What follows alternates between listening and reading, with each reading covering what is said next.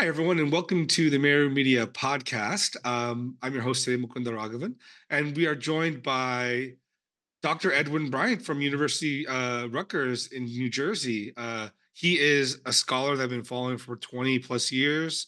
He's written fantastic books. If you get a chance, the Krishna, the source book, is a fantastic book on Krishna. He's done translations of Patanjali Yoga Sutras and does commentaries on these pretty regularly. So this is my blessing to have him on the podcast to talk about, the things we're going to talk about.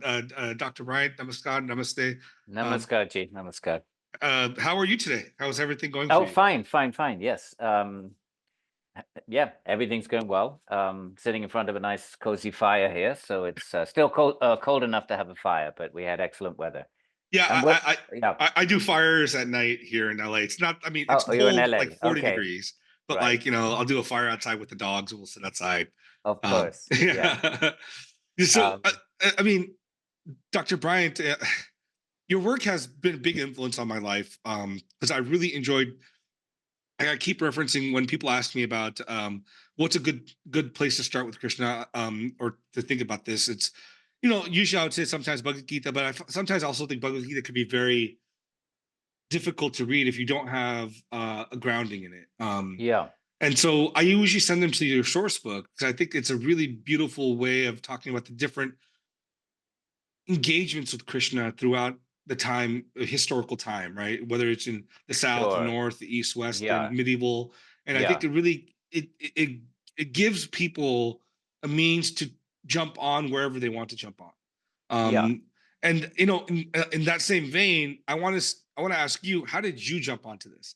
What Well, was your journey to get sure. to all this? Well, if I could, I just follow up on that previous point. Yeah, The source book is a little bit of an academic book. I mean, it's meant to show just the wonderful variegatedness of the Krishna tradition, geographically and temporally, and in various genres of writing. For someone that's interested in bhakti, I actually did a sequel. Can I talk yeah, about? please. I don't mean to. So I'm not trying to sort of peddle my books or anything, but I did write these, for people's usage. So there was a sequel to the Patanjali Yoga Sutra called Bhakti Yoga. I don't know if you're familiar with it. Tales and Teachings of the Bhagavata Purāṇa. That is specifically designed for yoga practitioners that are actually interested in taking the path of taking up the path of yoga of bhakti and want to understand the theology better and the practices better. So the sequel to the Yoga Sutras of Patanjali, it's got the same cover. I mean, Right. I'm trying to signal that this is a kind of a sequel to the Patanjali Yoga Sutras. Whereas that other book, the source book, is more for college use and more for just intellectually getting a Right. sense of the how variegated the Krishna tradition is. So I just want to throw that out there. No, Uh, absolutely. Yeah, yeah, yeah. No, I think that's important for people to know because I think yeah, there is the academic intellectual exercise, which sure, I love. yeah, And the bhakti to me is very, very beautiful. It's what I practice generally. right, So I haven't talked to many people about how to get into bhakti because they just yeah, are first trying to explore the intellectual framework, of and course.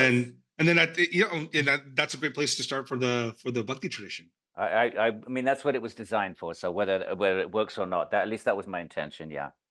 So I guess I started back in the 70s. I was one of these characters that hitchhiked to India in the late 70s, and just intensely seeking truth. I guess from a yoga psychology point of view, Purva Janma Samskara. Right. As Krishna says at the end of chapter 6 in the Gita, if you didn't make it, you pick up in the next life. So I had this sudden surge, Right. as a teenager, and the minute I was autonomous, I just hitchhiked to India, which you could do back then. So I accidentally stumbled into Brindavan. It was a complete and utter, for my frame of reference anyway. I was heading to Agra, and I just completely by accident, ended up in Brindavan. Never heard of Brindavan, knew nothing Yeah. about Krishna. So I like to think, I mean, I like to think I was very sincere, and I also knew that there was a power higher than myself, which is the essence of bhakti. So I had been studying Buddhism, but that didn't make a lot of sense to me. In other words, didn't capture my, it didn't do it for me. Right.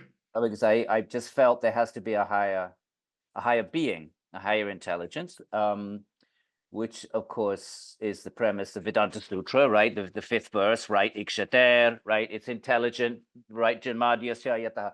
So I understood that much in my sort of I was kind of a mix between a hippie and a sadhu. I think I was, I didn't really know what I was doing, and I needed. So I prayed very, very deeply, very intensely, and I remember to this day that was 45 years ago. Yeah. And I prayed very, very sincerely to whatever that entity was.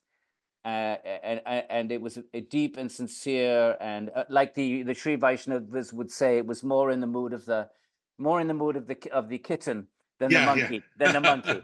So I was definitely, for your listeners, in the Sri Vaishnava tradition, the Bhakti there's two branches, and one conceives of Bhakti like the kitten in the mouth of the mother does nothing. Right. The mother transports the kitten. The kitten is just flopping about safely and merrily. And then the other school, there's the monkey school, where the monkey is protected by the mother, but if you see the monkeys, they have to cling fairly tightly, indicating more sort of willpower. So I think I was more in the mood of the kitten. And within 2 weeks, to cut the long story short, I was accidentally in Vrindavan within 2 weeks of that intense prayer. Wow. So from a bhakti perspective, we like to think that, when the intention is deep and sincere enough, then Bhagavān opens the door, opens the path, and makes the arrangement. So it seemed that way to me, and it still seems that way to me now after 45 years. Yeah, no, that's fascinating. Actually, can you move your camera down a little bit? Because sometimes there you go. Perfect. So, did you come from a religious background before, or were you more like, in a family like agnostic or atheistic kind of background? Well, I was quite a rebel as a child. My mother was Catholic, Italian Catholic. My father was Church of England agnostic, British. She was Italian. But I, rebelled. I went to a very, very strict Roman Catholic boarding school of the old, Dickensian, corporal punishment every day. I mean, it was really, immediately after World War II. I mean, they still had that attitude of discipline and so forth. So I rebelled against that.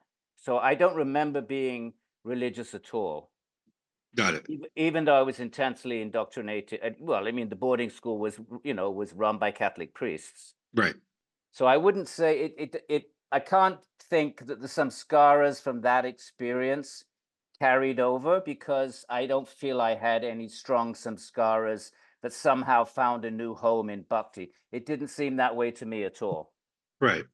Interesting. I mean, like, because I went to Catholic school, but not like the kind of school you're describing. It's much more of a high school kind of, so it'd be very different. But there's still elements of, I think in my engagement with the Christianity that still have that cling to me, especially in the character of Jesus, in some sense, right?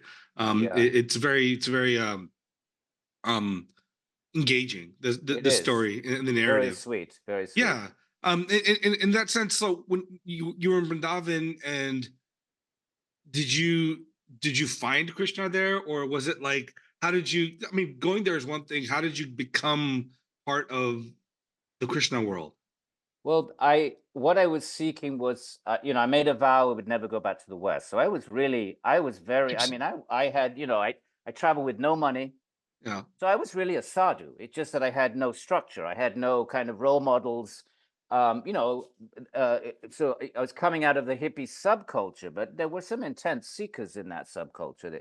It wasn't all just hedonistic, marijuana smoking. I mean, there was some of that, but so I was intense, and I really wanted to become a monk. I wanted to dedicate my whole life to the pursuit of truth in a radical kind of sort of way. And I found that with the Krishna devotees, the theology was a bit strange to me at first. Okay. The idea of God being, blue, and obviously until you enter into the sort of theology of Leela and Bhav and all of that, The theology was odd, but the Bhaktas had an intense and utter fervor, and they completely renounced everything, and they just owned a cloth, and they got up at 4 and intense meditational practice, and that's what I sought. So it was more a sangha. Right. Now I could of course have found that, I don't know, in a Buddhist monastery or in Rishikesh or somewhere. So I ended up in Vrindavan, and again I put it down to that intense, that plea to a Mhm. higher power. I always knew there was a higher power, and which is why Buddhism and Advaita Vedanta never resonated with me, even way before I had any theological savoir-faire or any theological sophistication whatsoever. Even when I knew nothing about the intricacies of Vishishta Dvaita, Dvaita, all of that, I knew I cannot be the ultimate truth. Right. How on earth could I possibly be if I'm stuck, if I'm suffering, desperately, deeply suffering? So that was sort of obvious to me. Right. So therefore, I was a theist Okay. without necessarily thinking, defining it in that way at the time. I was theistic in my samskaric disposition was theistic way before I studied any theology. Right. I mean, that always reminds me when people have said similar things about theism versus especially in regards to Advaita. But you Yeah, also have Madhusudan Saraswati Krishna Param Tattvam Kim Apinaham Najane, of right? course, of In course. the sense of like the overwhelming nature of bhakti can overwhelm even the sense of non-duality It can. within that framework. It can, Um, yes. so it strikes me in some sense that like bhakti itself is such it's a mystery. I Yeah, find it to be very mysterious because it's in some sense it's like there's this chasm, this gulf between Ishvara and the jiva. Yet in this process of bhakti, that chasm is utterly, in some sense, destroyed. yeah, And and then I think twice is like this idea of merger versus independency, right? That's like this push pull within the tradition there too, which is like, is it overwhelmingly you get overwhelmed into the bhava of yeah. bhakti and that you no longer have individuality because you just have that relationship, that's all that matters, or is it the sense of you still have that individuation? Well, in bhakti, it's a psychological union. It's not a metaphysical or an ontological union. Right. Because if there were, the minute there is that Advaita type merger, then bhakti evaporates, because bhakti requires a relationship between a bhakta and a Bhagavān. Right. Bhakti is a verbal noun which connects a subject with an object. So for bhakti to exist, there has to be some kind of a dualism. Right. So Advaita Vedanta uses bhakti as a method, Right. but then jettisons it at the end, and and then there's this merger. But so the union in the Krishna tradition is a psychological union. Your mind is utterly, completely, and utterly engrossed in thoughts of Bhagavan, but not, and it's not an ontological or metaphysical one. Because if that were to take place, Mhm. there would be no bhakti. You cannot have bhakti in a monistic ontology. Right. There would just be such infinite ananta, satchidananda, like the Taittiriya Upanishad says, ananta, satyam, jnana. There would just be an experience of infinite, eternal bliss.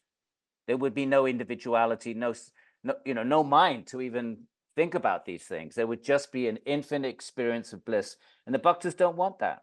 They Well, discard that. no, and that's fair. And but the thing is, I asked this question is so in like the mind again is like this physical. I mean, I use the term physically. We can get Yeah, into the Samkhya aspect of this because it's not the same as the West, right? The mind isn't this utterly separate thing yeah, from physicality in some way. So, but when you have moksha, there's no mind, right? So, yeah. does bhakti persist in such a Yeah. state? Well, and that's where the Vaishnava theologians, including Ramanuja and Yeah. the Sri Vaishnavas, they posit that that you use your prakritic body mind to Hmm. practice bhakti, and once you attain that 100%, Vairagya, all the regular yogic requirements, plus this intense, that's replaced by an intense desire to relate to Bhagavan. When you get to that 100% point, and then you shed your mortal body, you're given a Vaikuntha form, a body, mind, and senses. The You're given Shuddha Sattva. a Shuddha Sattva. It's not Prakriti though. Shuddha Sattva it doesn't mean the Prakriti Sattva. It doesn't mean Sattva devoid of Rajas and Tamas. Shuddha Sattva, I think it's a bit, it's unfortunate that they use that term because it's easy to confuse it with Prakriti Sattva. Yeah. It's a synonym for Brahman. So that's Right. Sadguna Brahman. And at that point, you get a different set of instruments, mental and sensual instruments that facilitate your particular bhav, the particular bhav you want to have with Bhagavān. That's the Vaishnava notion of liberation. It's very different from the Advaita one, but both are options. It's not that one is correct and the other is wrong. These are options. And Vaishnavas discard. The Bhagavata Purāṇa even says moksha is hell for a bhakta, hell because it's separation from Bhagavān. No, it's interesting because it's like in that sense, I spent some time recently going through the Buddha Samhita and Lakshmi Tantras, right? So, but their concepts are a little more quote unquote Advaitic in a strand. I feel, but there's also deeply like some sort of duality persisting in these texts. And I've always wondered, like in that sense, like the Vaishnavacharyas who tend to focus on the Pancharatras and they use the Bhagavatam, Vishnu Puranam, and the Brahma Sutras, Upanishads, and Gita. Are they all? Do you think these philosophies inherent to these texts are a similar one, or are you think they're weaving it into a philosophy? I think they're all distinct. I think we have this idea that the ultimate absolute must be one size fits all. Right. That the grand finale is somehow or other going to be the same, and these are just different parts. You have this yatomat tatopat, which is a very modern thing. It's a very neo-Advaitin sort of 19th century sort of thing. But I think the ultimate that moksha has multiple possibilities. Right. And you get to choose which one you want. And so I think these traditions take you precisely where they claim they're going to take you, and they're not taking you to the same place. Advaita Vedanta is taking you to one ultimate experience, and Vaishnavism is taking you to a different ultimate experience. The Tantra is taking you to yet another one, Shivoham, right, which is somewhere in between Advaita and Vaishnavism. Buddhism is yet another. It's samsara is nirvana is samsara, right? Nagarjuna. So either we say they're really talking about the same thing, but language gets in the way and conceptual structures get in the way. I don't think we have any right to say that because they debate each other, they disagree with each other. Right. Or we can say one is right and the rest are wrong. And Hindus never took that view. No, that might be more associated with Abrahamic traditions. So the other, or we say they're all wrong, they're all mental constructs, and we become reductionists and use that very fact. Well, that's Nagarjuna. Well, yeah, but he believes it. But he believes in a, he rebuilds his theory, but he's not a materialist. He's not a materialist. No. Although it's funny that we, and this is where I'm like, in some sense, even the Buddhist concept is very. I mean, I want to talk about Samkhya because it's interesting. I'm having me and a few friends. We have a Samkhya group where we're going through the Samkhya material, and one of the topics here hits is like Buddhism in some sense feels very Samkhyan. It feels very, very like this idea of like the evolutes connected to each other and they're flowing. Yeah. So what I would love to do, actually, maybe if we could do this a little for a few minutes, is talk about Samkhya, because I think a lot of people don't understand that in order to even talk about Advaita Vedanta, Vishishta Advaita, or any form of Vedanta or any tradition, you have to know Samkhya. Like Samkhya is like such a foundational understanding. Like, so could you give a quick overview and we'll just kind of go back and forth on this? Mukunda, could I just quickly finish what I was saying? Yeah, sorry, I apologize. So either you say that one of the options is correct, the others are wrong, or you say that they actually all lead to the same place, but it's just human language and mental structures get in the way, or you say they're all wrong and they're just cultural constructions, or you take the view, which I take, is that they're all correct. And if you take the view they're all correct, then we end up with a moksha, which is not homogeneous but heterogeneous. Right. And therefore there are choices to be made. and you can go to Vaikuntha, or you can go to Goloka, or you can follow the Advaita path, or you can go with Nagarjuna and sort of have an interdependent momentary nirvana, which is not some distinct state. So Right. that's what I'm suggesting. No, But so on that point, if yeah, I can, I yeah. think that's actually touches on the fact that if you have a Ishvara that is infinite in nature and of Yeah. infinite diversity, Yeah. this has to be the case. It has to be the case, yeah. Yeah, it has to be the case that he, she, whatever we want to call, Yeah. Ishvara becomes gives experiences for everybody. Infinitely heterogeneous. So this idea that it's all one is actually a neo-Advaita idea. Yeah. Okay. And a very 19th century idea. Yeah. Very Okay. interesting. Well, but Samkhya is probably the oldest school that we have, that we find. We find it in the Upanishads and the Moksha Dharma, and definitely it pervades Indian philosophy. Nyaya Vaisheshika, the Asat Karyavad didn't have the same effect in terms of the Purana are all Samkhya and so forth. So yeah, I would say the commonality with Buddhism is that Samkhya also accepts that on a surface level, everything is momentary. Right. That nothing is static.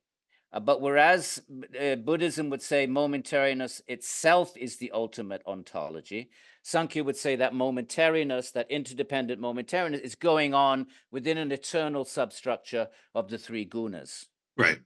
So there's commonality with all these traditions. They share common features. And of course, where they part company is that in Samkhya, there is the Sat, there is the Drashtra, there is the Purusha that can abide Svarupa in its own nature. In Buddhism, nothing has its own nature. There are no essences. Everything's interdependent. So there's no Svabhava. So in that sense, there's a difference. But otherwise, Samkhya posits that there's a foundational irreducible prakriti, which has three kinds of qualities inherent within it. And from the intermixture of these, then all reality emerges. And the penultimate substructure is buddhi, is intelligence, which might have some interesting overlap with the notion of, mathematics, Greek notions of mathematics being, the structure of the universe, that there are laws. I mean, Platonic forms. The Platonic forms even perhaps. So there are conversations that could be had, I think, with some of our Western systems of thought and the Samkhya ones. But we just need spokespeople to engage in those conversations.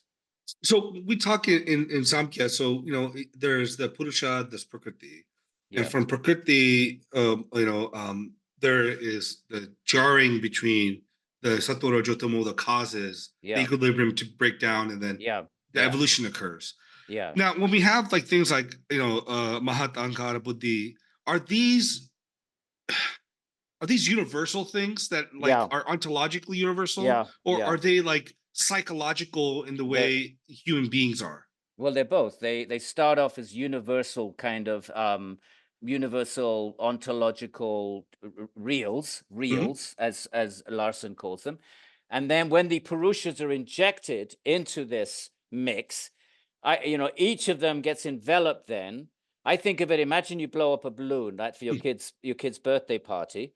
So you have a balloon. Now you can push your fingers into the balloon without bursting it, push it into the balloon such that each finger is now individually covered. But those coverings are now individualized around each finger, but they also partake of the universal balloonness, so to speak. Oh, it works quite well. So that's how I see that the living entities are injected, right? Then karma is the code. The entire universe is coded.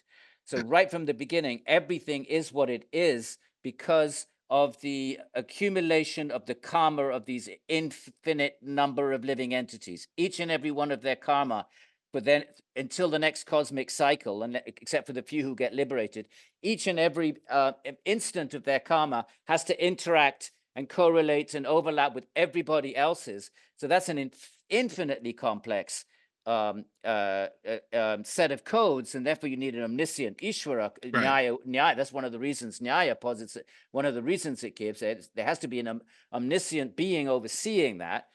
And then each of these Purushas then gets picks up its karma from the past cycle, gets enveloped in its particular buddhi and ahankara, and then whatever it's the shaktis that are the 10 indriyas, which are really shaktis. They're really the sort of powers that subtle shaktis, and then the qualities, and then the atoms all kind of congeal around all the living beings.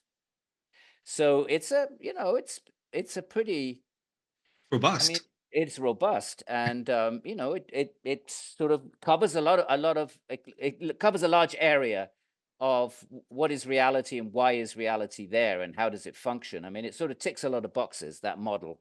Yeah. So on that point, the Purusha, why is the Purusha stuck or in Prakriti? Like, what is causing the samsara for the Purusha, right? Ultimately, because isn't the idea is, the dukkhatraya abhigata hetu, like for the three and the three the dukkhas that you're trying to relieve yourself from.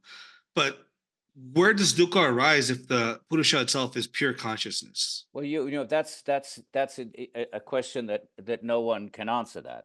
Okay. Because first of all, because the Atman is eternal, right? So there's no creatio ex nihilo.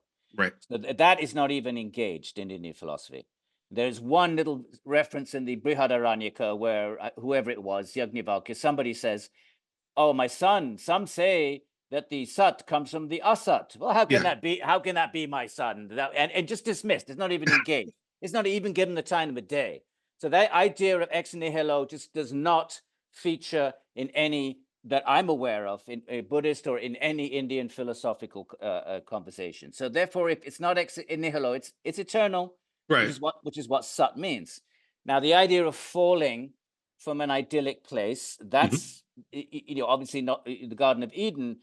Well, that story, didn't come to India until the 16th century. But the idea you could never fall from, even Krishna says in the Gita, once you attain that place, you never return. Right. So the only option then is to say anadi, Right. which is not very satisfying, because No. our minds are sort of structured to think of cause and effect. Everything that we perceive as cause and effect.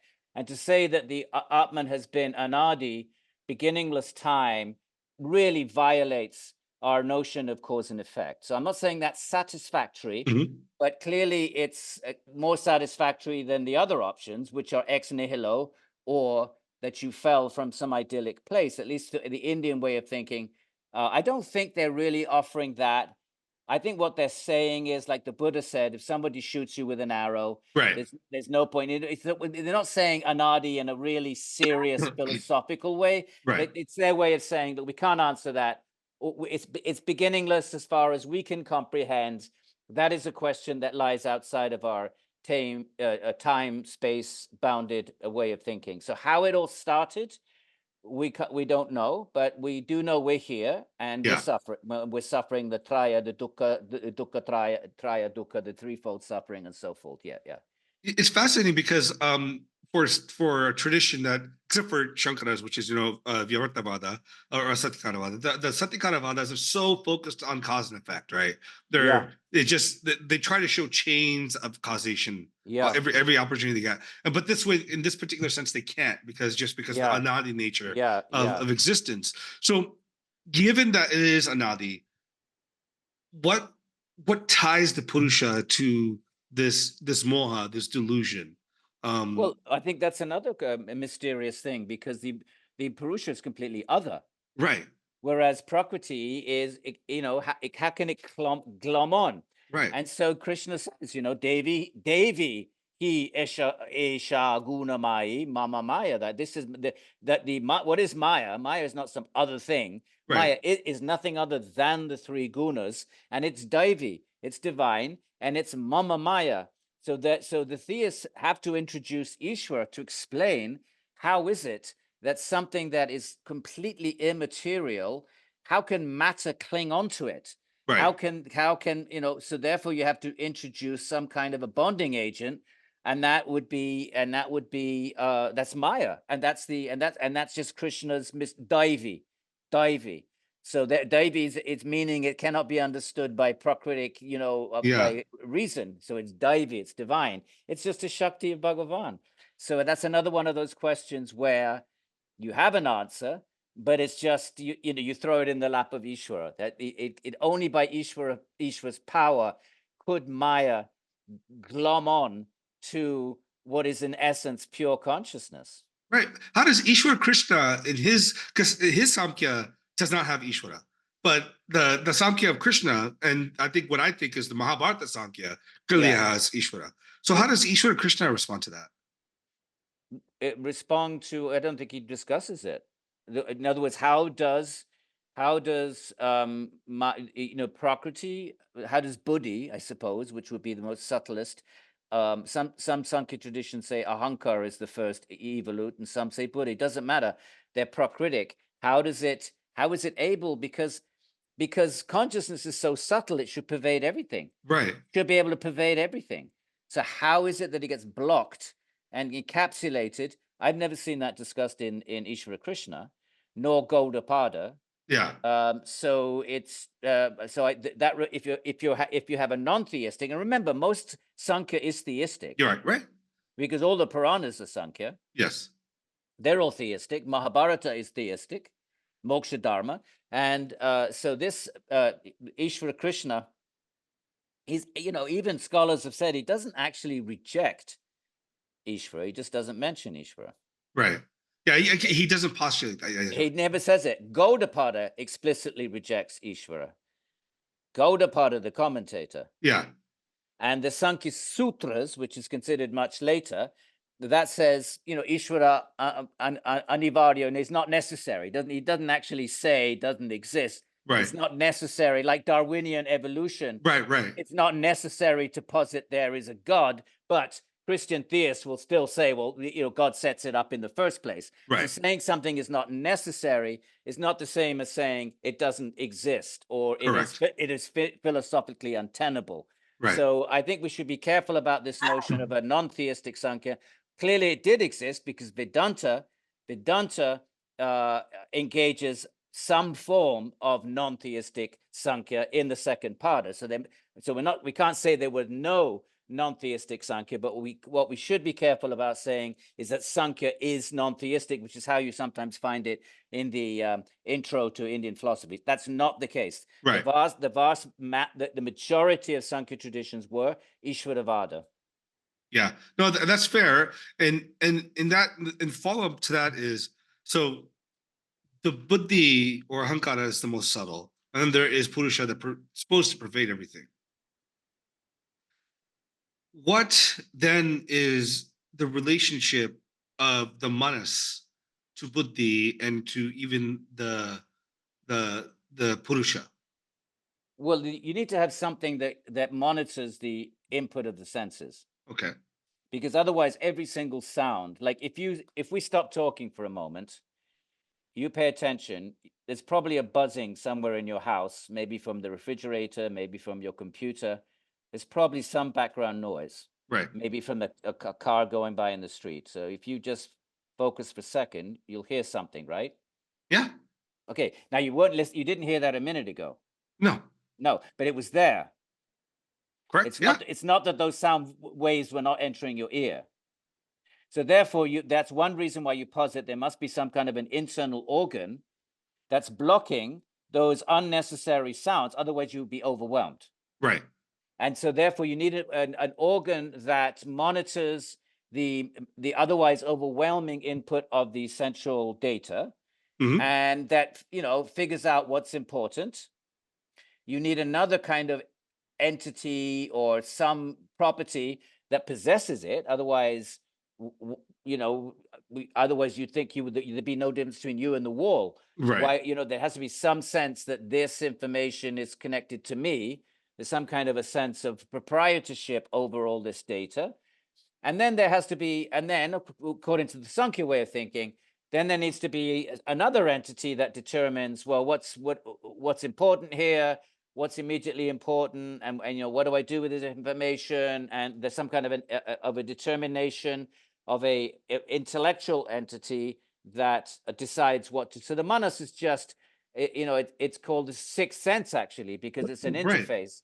So that's its function, just to sort of monitor and all of that data.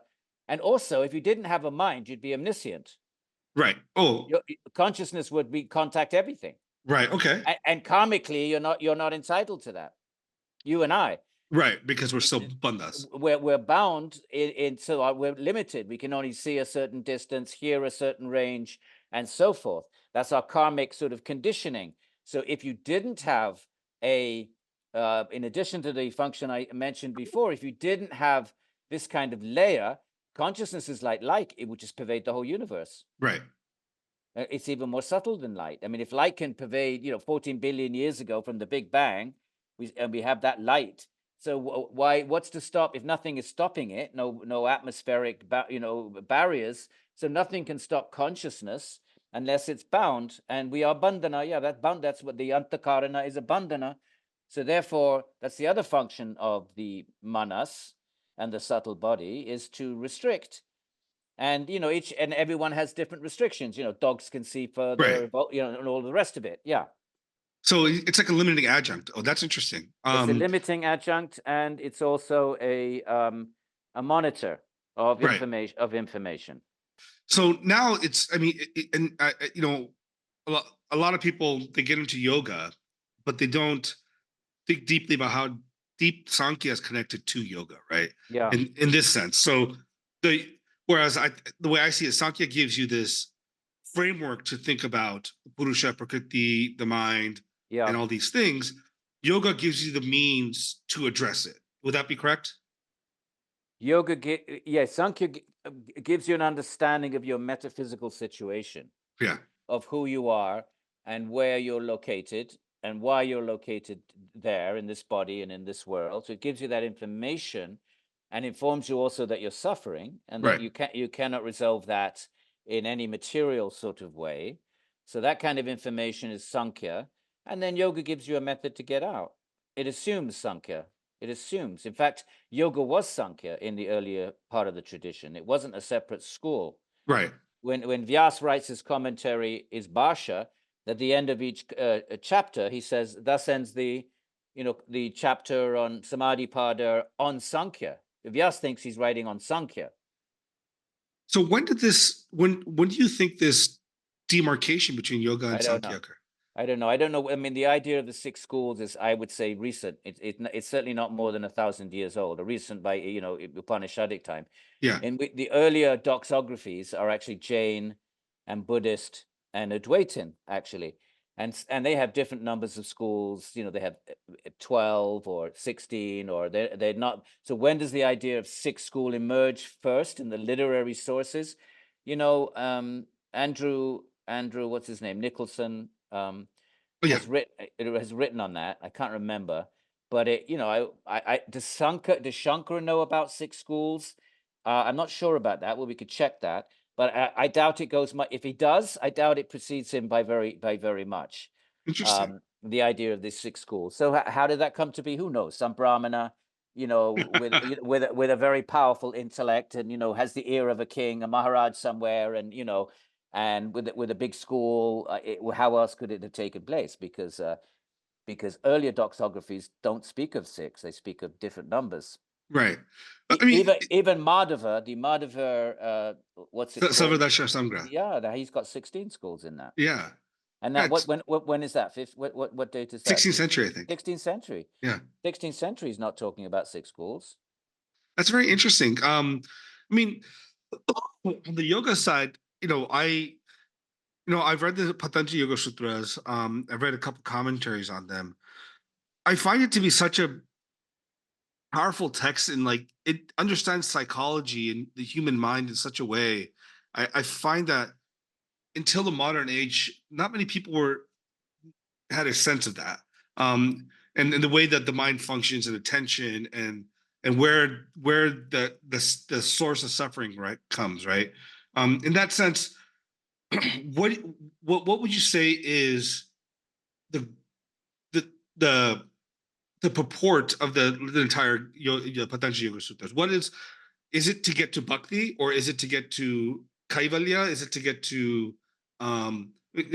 what's the purpose of the Patanjali Yoga Sutras? Well, I mean, it announces it right in the very beginning, right? Yogas chitta vritti nirodha, Right. tada kim bhavati tada Drashtu Svarupe Vastanam. That's the goal.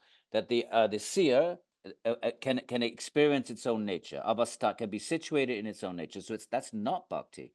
And Ishvara is simply a functional alambana, a support for the mind. So even though Vyas calls that kind of a type of a bhakti vishesha, in the 16th century traditions, that's called jnana mishrita bhakti. They have a karma mishrita bhakti, which is when you go, it's bhakti, but you it's kind of gimme bhakti. You know, give me this day our daily bread. You know, most bhaktas, they are asking God for stuff, right? So that's It's the artadipati. arta. Yes, exactly. And then you have jnana mishrita, which is more, you know, which is noble, but it seeks moksha. It doesn't seek bhakti. And then you have Shuddha Bhakti, which discards moksha because it only wants a sambandha, a relationship with Bhagavān. So in that schema, Patanjali is not at all. You could barely call it, the bhakti is functional. It's not the grand finale goal. Right. It is simply that Ishvara can bestow, right? Samadhi siddhir Ishvara pranidhanat. From Ishvara pranidhana, samadhi siddhir. You get samadhi, not bhakti. In the second chapter. So bhaktas would sort of feel that that's fine if you're a jnani, and better to, at least you have some connection with Ishvara, at least a sort of, you know, you're recognizing an Ishvara, so it's better than a near Ishvara Avadin tradition. But they wouldn't be very impressed with that type of bhakti because it's functional, it's mercantile. Right. Your pranidhana is because you want to get something. You actually, so it's transactional. What it's transactional, what you really want is the end of suffering. Right. Whereas real bhakti is no conditions, and you certainly don't want moksha, because when you're in the state of moksha, you have no access to sambandha. There's no access to relationship. There's no other. Right. So with the Yoga Sutras, they don't really. And is there a commentarial tradition that discusses Ishvara in any length, or is he just kind of just another Purusha that's there, that's without kleshas? Well, they all accept, you know, Ishvara as the creator, because that's what the Vedanta tradition. I mean, it was modern Western scholars that came up with this silly argument that Patanjali's Ishvara is not a creator Ishvara, because creation's not mentioned. There's only like 24 words pertaining to Ishvara, and it doesn't happen to mention creation because that's the business of Vedanta, right? Janmadya Sayataha. So that's a silly argument. But Vijnana Bhikshu, I would say, in the 16th century, is very probably, may have been a Sri Vaishnava, I don't know. I suspect he was a Sri Vaishnava. I don't know why I suspect, but when I was reading through his, because he quotes the Vishnu Purāṇa, that's why. He doesn't mention the Bhagavata. So he definitely injects Vaishnavism, even when he's talking about the various samadhis, savichara, you know, vitarka. He gives the example of meditating on Ishvara's form. He introduces form. And then, you know, in the Vitarka, you're meditating on a sort of samskarically constructed form made out of your prakritic samskaras, right? Vishnu, you stick 4 arms on it. Okay, you know what I mean? Stick a yellow dhoti on, put a vanamala, right? It's all made out of bits and pieces of your prakritic experience. And then you get to Vichara, and then that sort of dissolves, and an actual Vishnu Svayam Rupa manifests. So he's definitely bringing in some serious kind of, I would say, Sri Vaishnava Pancha, you know, the Sri Vaishnava theological Pancharatra material. Right. So if you're interested in theism, you might be interested in brilliant. I have his a commentary. I started reading it. It's interesting. I had T.S. Rukmini on to discuss Vijnana Bhikshu. We talked about that. What a gem of a person, I'll tell you. 93 years old. She's still sharp as a tack. Oh, absolutely. And she's still writing. So she wants to come back on the podcast. So good for her. I actually had the pleasure of hosting her right here in this house. Oh, she's such a nice lady. She's a lovely lady. Yeah. So go ahead. Yeah. No, go ahead.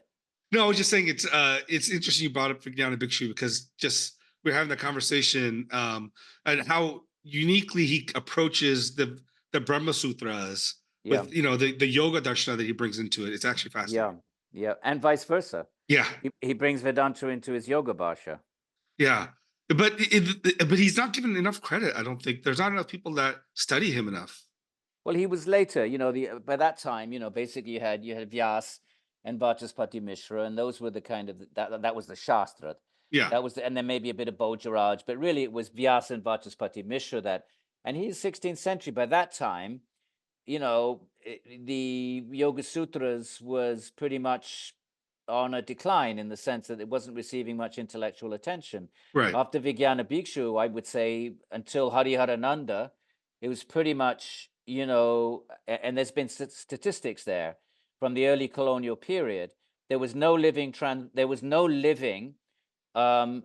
Practitioner. Sutra. Yeah, there Yeah. wasn't. There was Mimamsa, there were Nyaya, there were Vedanta centers, a lot of Nyaya, Mimamsa. In the early colonial period, even the British had a problem, and Dayananda Saraswati also went running around and couldn't find a living, a parampara-based yoga teacher, and the colonial scholars couldn't. When they Why were do you think that collecting, was? it's because it's so arduous. Okay. Who's going? I mean, it's really it's an Aranyaka tradition. Okay. It's radical. It's radical. Chitta Vritti Nirodha, what a radical proposition, and basically these are the yogis you see lurking about in the background of the Puranas, in the forest when Rama is there, Right. and when the Pandavas, those are the Chitta Vritti Nirodha practitioners. They're in loincloths sitting in the forest, literally, even as early as the Shveta, right? Sitting in a nook or a cave by running water. So that's radical. So, by the 16th century, I guess, I don't know, Kali Yuga, like, tapas is with the four qualities Right. of the ages, right? And tapas being one of them is lost, right? You're not finding that kind of radicalism anymore. And also it's not by its very nature, it's not a literary, it's not an intellectual tradition, because you have to nirodha everything. It's not like Right. Vedanta is heavily textually based. So there's a very rich literary learning Sanskritic tradition, which can get perpetuated. Same with Mimamsa, same with Nyaya, right? These are intellectual traditions that require study and institutions and patrons. Yoga is a forest tradition. So it's not really a literary tradition. But I mean, they're one of the limbs is Swadhyaya, isn't it? So It is, but not in the same. It's not a Jnana Yoga tradition right. where you are contemplating these truths.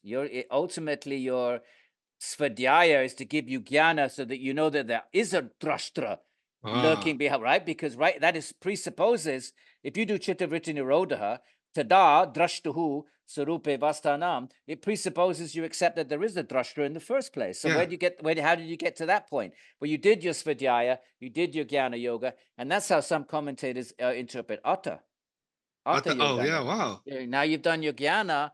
All right, throw that away now. You've done it. You're convinced. You understood everything. Now, do you want to experience it or not? But connecting it to your question, I don't know why. I'm just purely Sure. chitta-vrittying. I'm chitta-vrittying here. I'm speculating. But it may have something to do with, it's not the kind of tradition that lends itself. Obviously, the commentators were erudite, but Vachaspati was writing commentaries on everything. Right. So it's not the kind of a tradition that invites just a purely yogic intellectual commentary. Of Vijnana Bhikshu was writing on everything. Vyas was writing on everything. So it's not a tradition like Mimamsa where Kumara Bhatta just writes on Mimamsa. It's Right. not. It doesn't invite that kind of intellectual attention. So maybe that's what it is. I always think of yoga as it's more oral. It's more the yogis go to the forest. They seek, bit like me, right? You just sort of you kind of end up in India. You stumble into India, and you're stumbling about, and it's that sort of a thing. And you go to the forest, and you find your teacher, and the teacher teaches. That's how I in my imagination, Right. I envision the yoga, how it gets handed down. What relationship does the Yoga Sutras of Patanjali have with the Gita? Is there intertextual like conversation going on there?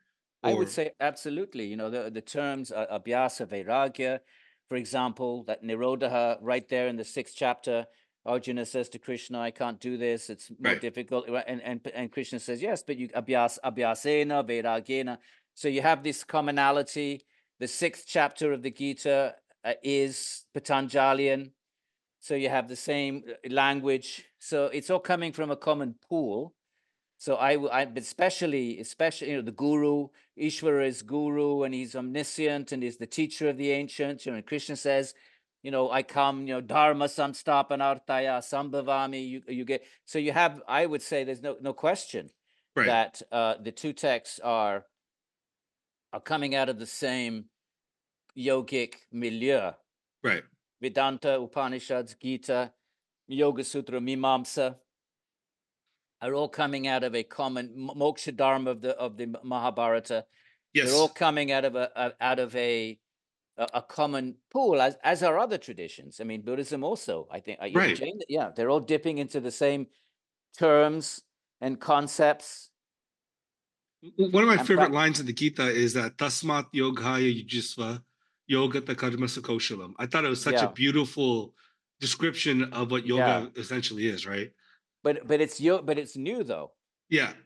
Because in the fourth chapter he says, this yoga nashta parantapa evam parampara praptam imam rajarshayo viduhu sakalenaha mahata yoga nashta. It got lost. So the karma yoga teaching was not extant at the time.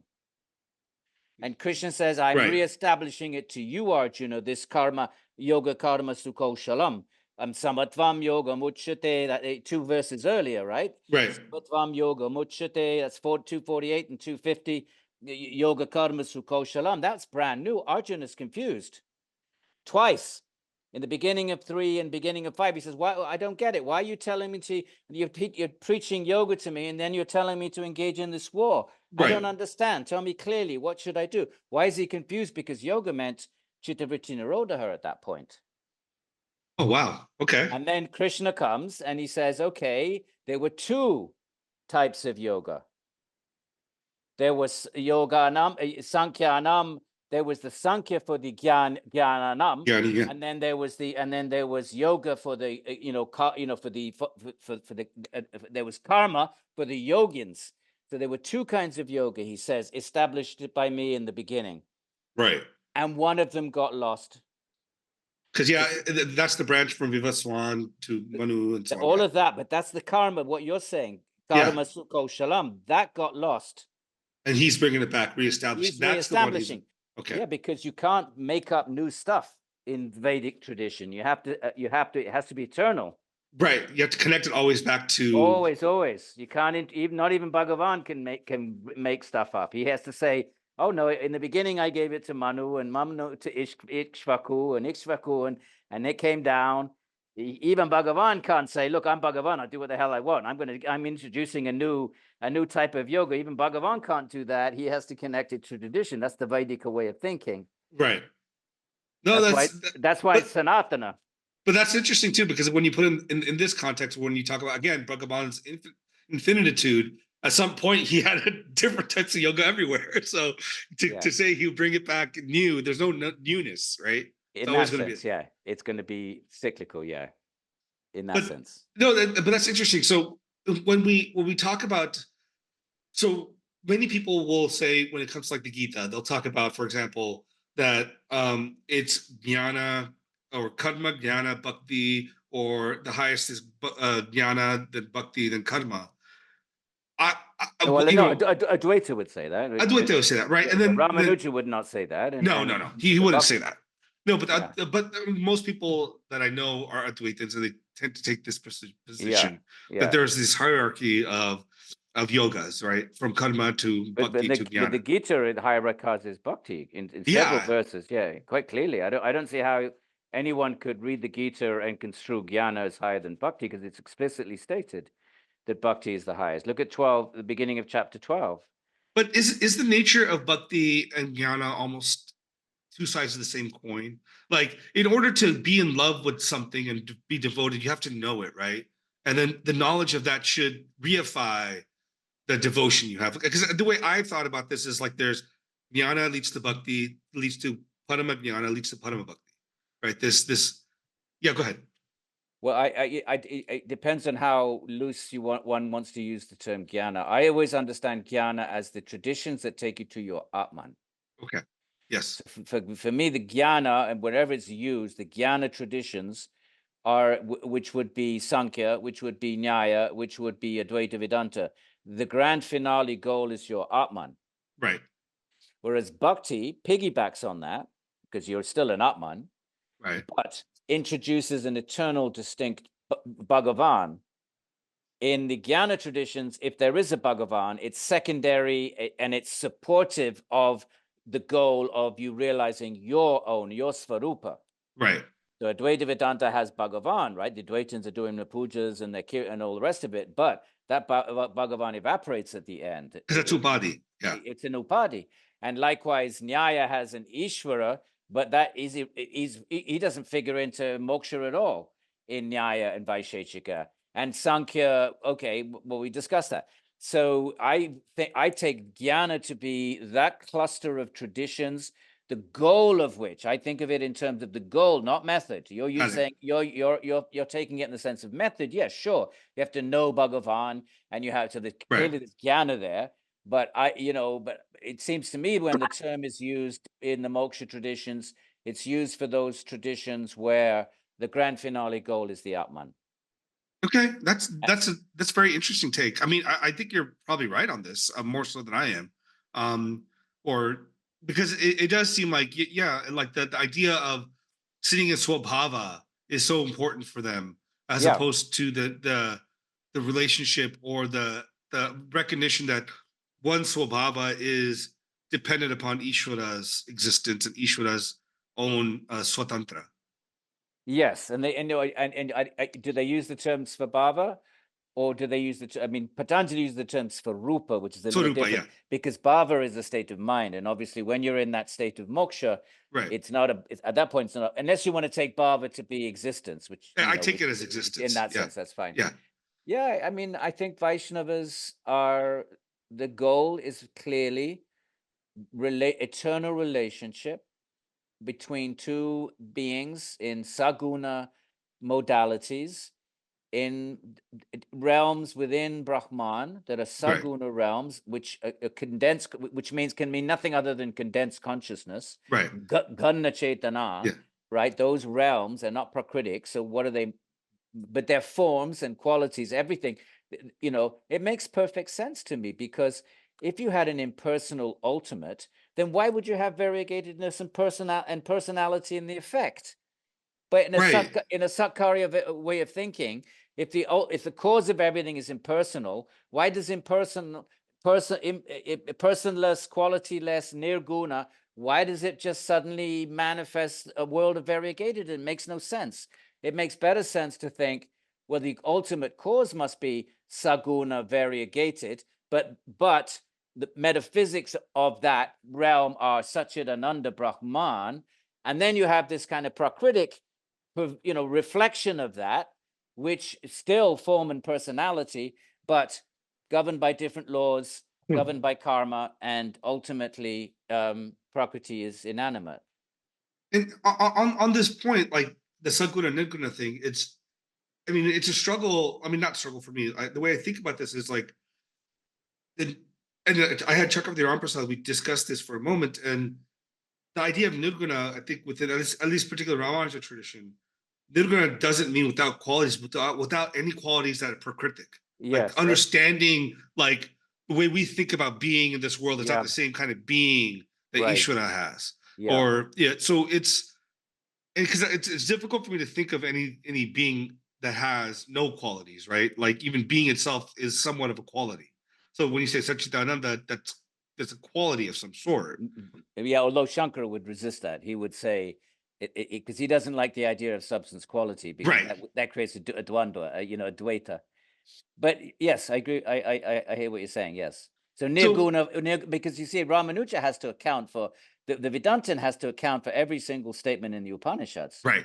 So they have to. So and the Upanishads, so the Upanishads have nirguna and saguna statements. So Shankar resolves it by having his two tiers, right? Vyavaharika, Paramartika, and Ramanuja resolves it by having his modalities. Right. So there's Narayana, and then there's the body, there's the Sharira, with the Atman as part of that Sharira and Prakriti.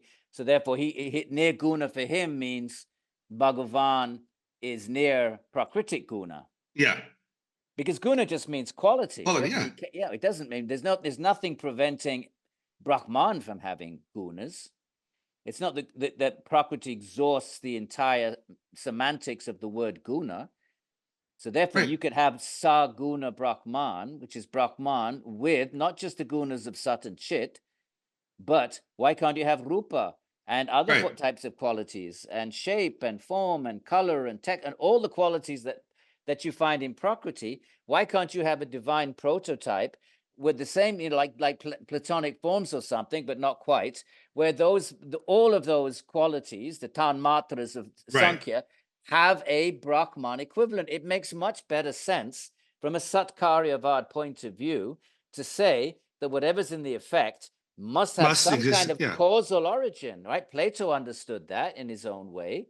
Yeah. But to say that the ultimate is impersonal, then why on earth would it produce an effect full of personality and qualities and variegatedness? It that doesn't fit a Satkarya way of thinking.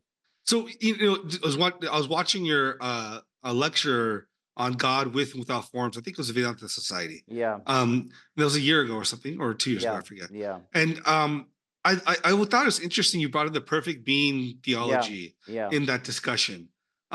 Because is the perfect being theology in some senses, says if there's a God with form or if we have form but God doesn't have form, who's greater of the two? Right. It's not well, that's one argument, but that's not the argument I was making. No, that was the argument you were making. Yeah. But I think the perfect being theology sometimes has a lot of gaps because it also thinks about like putting in the context of what human beings have or possess or what can be conceived of as in our minds, and something that which no greater can be conceived of. What I feel like within the Indian context, the idea is Brahma is all beyond all conception. Yato vacha nivartate, right?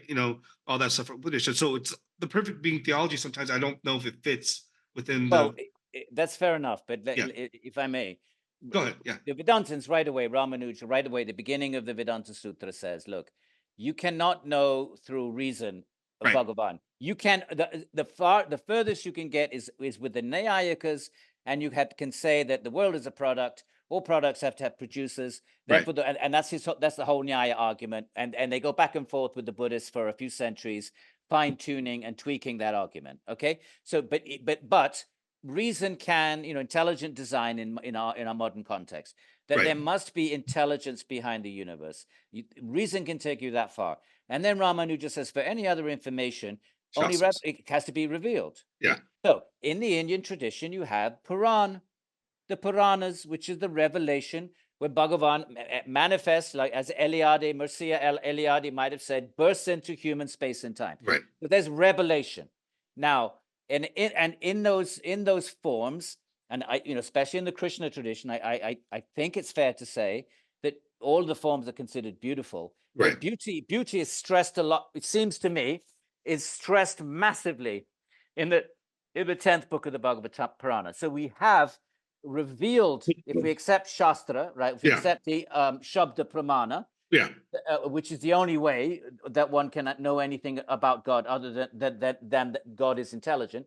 If we accept that, if we entertain that, then that Pramana tells us that God is beautiful. So what we are trying to do with perfect being theology is say, okay, given that we already have that information, can we construct a rational argument that supports the revelatory argument? Right? It can't substitute for it. Right. And so it's meant to be a supportive argument to support the idea that God is beautiful, that God reveals himself to be beautiful. We then plug that into this inferential argument that if God is the Anselmian argument, that if God is the most perfect being, if we allow that, you have to start off with the premise, right? So it's a theistic premise, right? So if you don't accept theism, then go study Nyaya, and then you meaning a person, right? Yeah. So there, once we've established that premise, then Anselm's postulate that God must be that being than whom nothing more perfect can be conceived is a rational inference. I'm not saying you couldn't poke holes in it.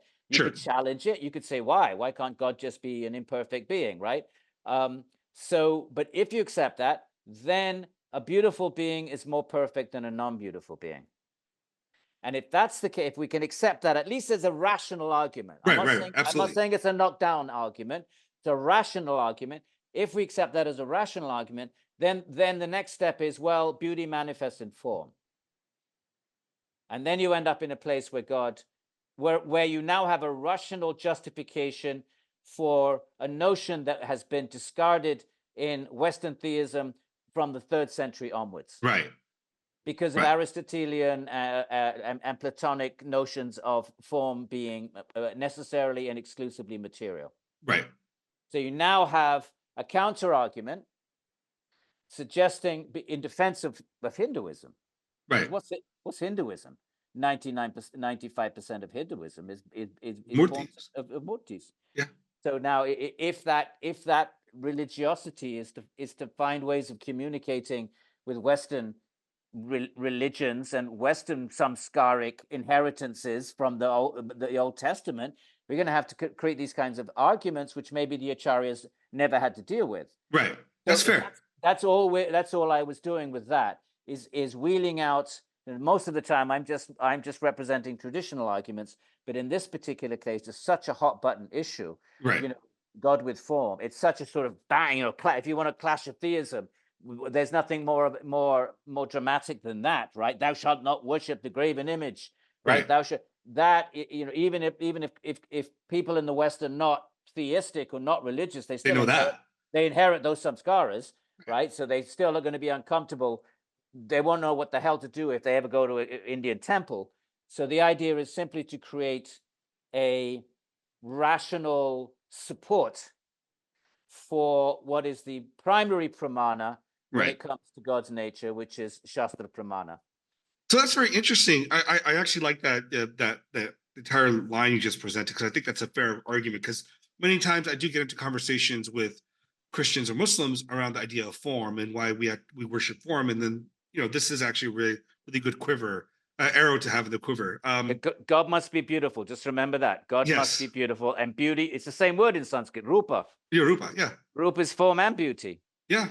Rupavan. Rupavan means beautiful. One with beautiful form. Absolutely. So let me ask you this, because this is always interesting to me. Even though we talk about we have the pramanas, we have pratyaksha, anumana, shabda, but in some sense, isn't shabda itself a form of pratyaksha, but a pratyaksha of particular types of beings? Yeah, and that's why Charvaka rejects. The Charvakans only accept pratyaksha. Yeah. They would say the other forms are derivative. Yes, so you could make that argument.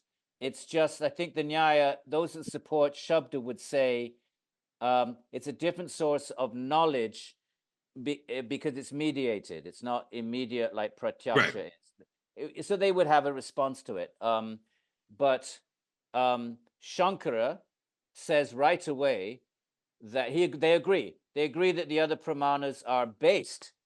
They're founded on pratyaksha, and what makes Shabda authoritative, it is the pratyaksha of the rishis. Yes, that's.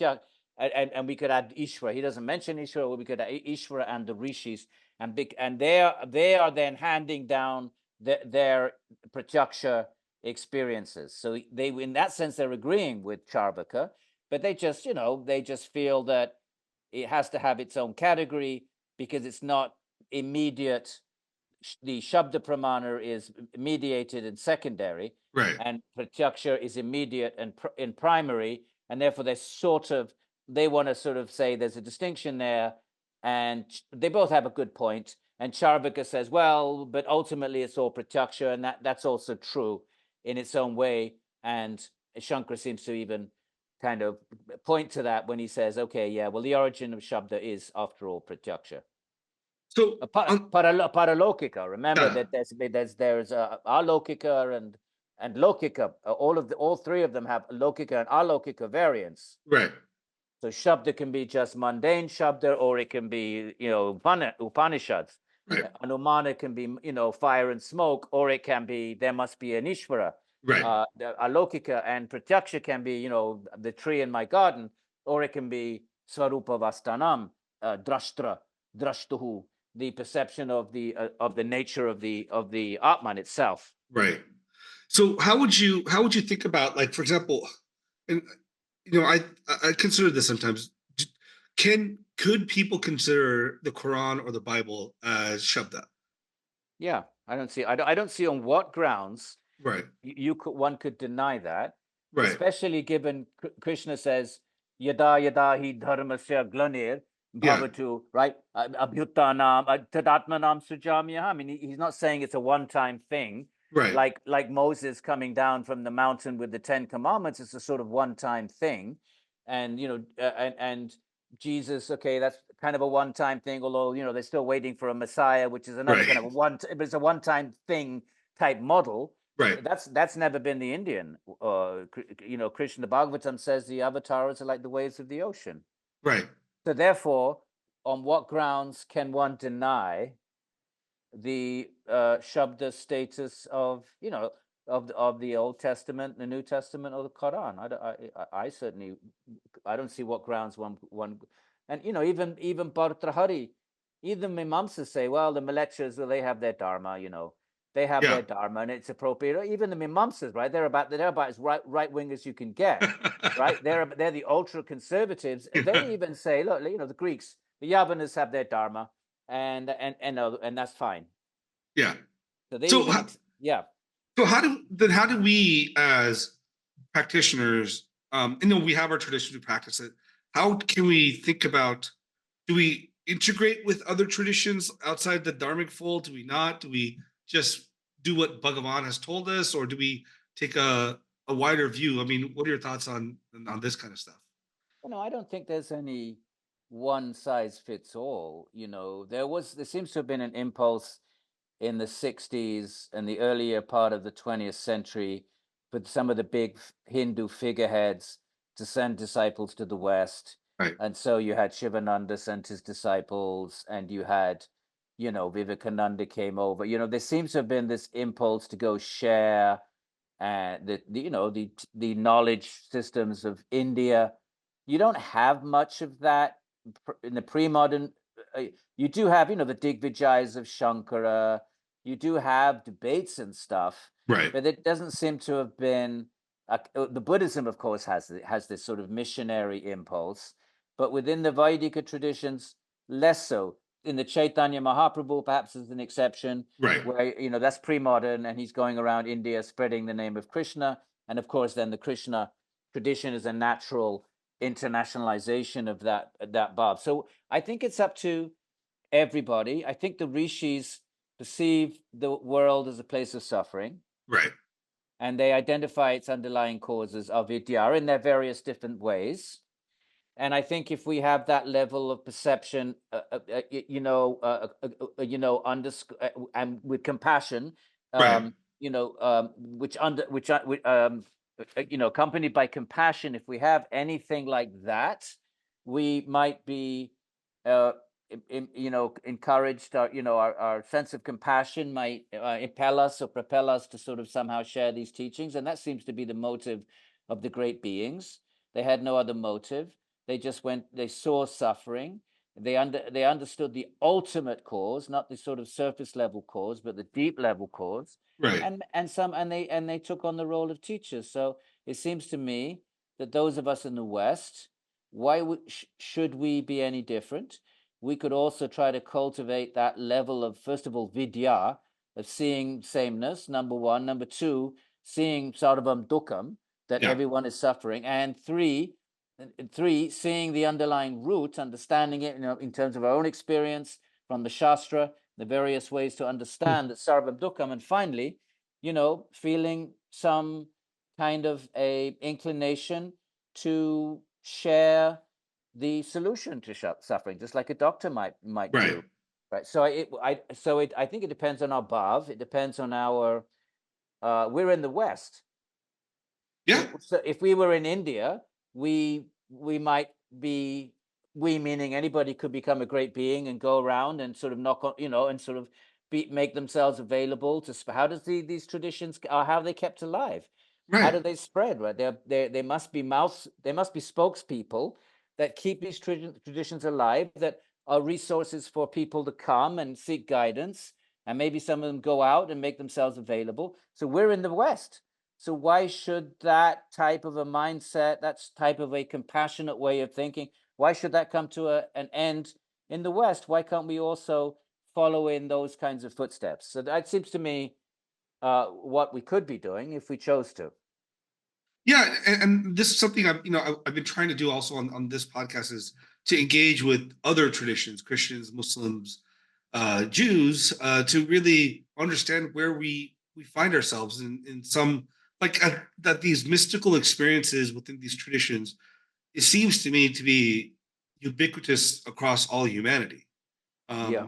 So it instead of instead of focusing on these differences that drive wedges between us, like if you're really looking to get into that samatwa, you try to find that similarities across everywhere. That would be on the level of jnana. Yeah. On the level of jnana, there is samatvam. Yeah. We're all atmans. Yes. But on the level of Bhagavān, then the Indian traditions have, I don't want to use hierarchical sorts of statements, but they certainly have a much more richly visual tradition Right. of the manifestations of the ways that Bhagavan manifests in the world. And if they are taken seriously, that's an enormous amount of information that's never been available, or certainly not in the last 2 or 3 millennia in the West. So I agree. on Yeah. the level of the of mystical experience in a jnana sort of way, Right. we can find commonalities.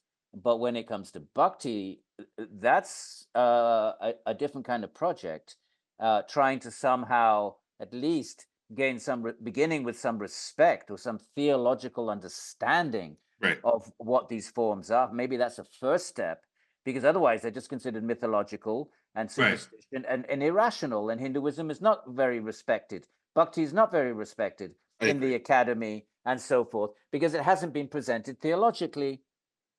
So maybe that's part of a intercultural dialogue, not to convert or preach, Right. but to open up a whole universe, a theological universe, a theistic universe over and above the jnana commonality. But Sure. beyond that is this theistic universe of a God with infinite forms and infinite qualities and infinite manifestations Yes. that could certainly bolster whatever information is there in the Old Testament. And that's partly what we're trying to do with the book that you mentioned, in defense of a God with form.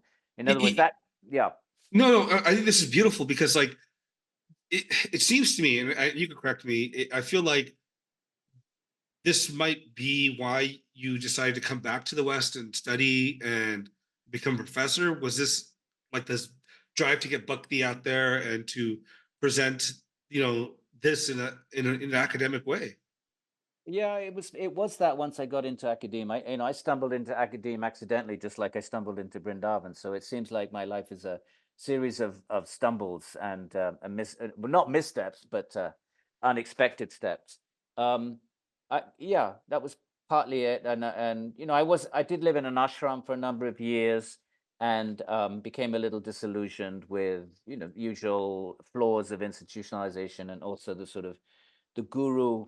I Yeah. became the guru infallibility, absolutism Correct. began to seem, in principle, it makes sense if somebody is a pure egoless being, but didn't actually, when it becomes institutionalized, it becomes, I think, very dangerous, Right. and unhealthy, both for the guru figure and for the Right. disciple. So, I ceased, I couldn't stay in that ashram situation after a certain point. So yeah, coming back to the West, yeah, it was an accident. I was planning just to get a degree teaching English as a foreign language, and I was going to teach in Bahrain in the Middle East for 3 months of the year and live in India for 9 months of the year. So that was my plan. I was just going to, I just needed resources. So I wanted to Right. be independent, not live in an ashram. But I still wanted to, live in Vrindavan and have some autonomy and whatever. And I just went back to get a quick, teaching certificate, and then they threw money at me and grants and next thing I was just sailing into a PhD, and then I got a phone call and Harvard and the rest of it. So that was a bit like the Brindavan beginning. As a bhakta, obviously I see that all as Ishvara's giving me service, actually. So in that sense, I've talked to many academics. Is it tough to shift tactics Yeah, in your head, yeah, yeah, like from practitioner to yeah, academic? yeah, yeah. Because I mean, myself, I like, I have all these dates on, and the way I've reconciled is like for whether or not Mahabharata happened or not Yeah. by 3000 BC. To me, it's like it doesn't matter to me that it happened or didn't happen. What matters to me is that this happens in a spiritual realm, and that there's truths in the text that are actually real. I Um, Yeah. yeah, I mean, yeah, that's a point. I mean, how Well, do I mean, you deal with the that? reason I did that whole Indo-Aryan thing Yeah, is because there was this massive cognitive dissonance right, between the Mahabharata, the Itihasa version of history, right, and the academic reconstructed one with archaeology and linguistics. right, And because I'd lived in India, I hadn't even finished high school, so I had right, no intellectual training, and I lived in the ashram for years, so I was very much in a traditional mindset. right, And then to encounter the academic way of reconstructing history was pretty traumatic. But I took the bull by the horns, and that's right. why I did. I said, well, what does the academic method, what does the empirical method, linguist and what is that? What kind of a history does that reconstrue? Right, And that's how I ended up doing that Indo-Aryan work. That was my PhD. right. But yeah, I felt like an imposter for years, imposter syndrome. I felt I was going to get busted and, at any point, because there was resistance against, you could be a Buddhist in academia, that was Right, somehow cool because Madhyamika, Nagarjuna, it's non-theistic, it's so deconstructive right. and so analytical. But it wasn't cool to be, worshiping deities in your home, seriously, But the right? Buddhists do that too. That's Well, I that. know, but Yeah, but still, but they somehow or other, it's the Madhyamika that made it into academia, right. the Nagarjuna and the Dharmakirti that made it. Yeah, Ramanuja never made it into academia. Okay, one or two, John Clooney, they were the one or two, Harmon but and Clooney. Yeah, Carmen and Clooney. But so I suffered actually for a couple of decades. And then you get, now you get tenure, you get to be at the top of your game, and you don't care anymore. I don't care anymore. But there is, I did find myself, I do wear different hats, yeah, because there's different dharmas. right. So when you're in academia, you have to, do context, you have to look at historical, reconstructed history. You have to, you have to pursue that dharma. And in my first book, I pushed that as far as I could Right, within the available data. You can push those boundaries, but you have to operate within them because that's the dharma right. of that particular approach, and you have to honor it. Correct. And then when I'm with doctors, then you put on your other hat. So it took a while to get used to doing that kind of um, hat changing. But in my own mental world, I inhabit a traditional worldview, and as you say, it doesn't really matter anymore whether these things are historically verifiable. I Right. do I do think they correspond to alternative spaces, including Vaikuntha and Goloka, non-pracritic spaces, Right. and Atman and so forth. So there's ways of dealing with it, acknowledging, giving historicality to the academics. They'll Absolutely. give them that domain, and preserving transcendence. I mean, there's ways of creating compromises. Um, but yeah, there was certainly dissonance Yeah, for me. Yeah. and that's So I interact with a lot of young Hindus. I sometimes have Twitter Spaces, or have young Hindus come and we talk, and these are the concerns a lot of them bring up. It's like so like Christianity, Jesus's historical nature is utterly necessary for the truth of the gospel, Yeah. and so is Muhammad's existence Yeah. in the Quranic tradition. But the argument, and what I tell these kids is like, whether Rama existed on the earth, Krishna existed on earth, it doesn't matter to me. Not in like any bhakti sense. What matters to me is there's that bhaktiness, there's that Yeah. relationship, and that Yeah. relationship is just as true whether if it lives in my head or in the out in the real world, or quote Yeah. unquote the real world. So I think like a lot of Hindus need to get their minds out of trying to justify their bhakti or their traditions in the historical sense. And history is important, but it's not the end all be all for what we can understand for ourselves. I mean, I think that's the only way to navigate Hinduism in our modern moment. Hmm. I mean, I'm personally not willing to totally jettison historicality, but I do think certainly strategically, and certainly, why take on problems that are not central to the tradition, and Right. which is what you're saying. Why get involved? Which some Hindu nationalists did. They try to prove the date of the Mahabharata by astronomical reference. No, I think that's fair. They Yeah. try to play the game, but you couldn't really make it work. So I think that's fine to do that sort of thing.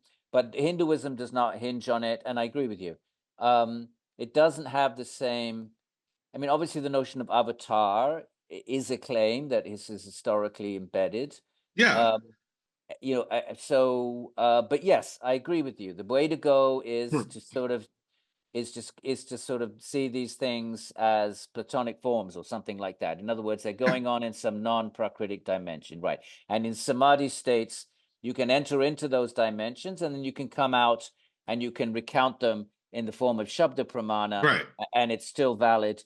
I think that's the only way to be taken seriously at this present moment. Now, if in 100 years, the way physics is going, and with all the Sure. wonders of multiverses, if things start to sort of align a little bit more closer to Puranic cosmology, well, let's see what happens in 100 years. But right Yeah. now, yeah, For me, it's just I sit with the fact that there are truths within the Shastras that are just science will never be able to talk about. There are two different practices, yeah, two different endeavors, and I yeah, think that the Shastric element is really about the self and Ishvara and that relationship, and everything else can be churning around you because yeah, but that's the core of what I think is like what Dharma is also trying to do.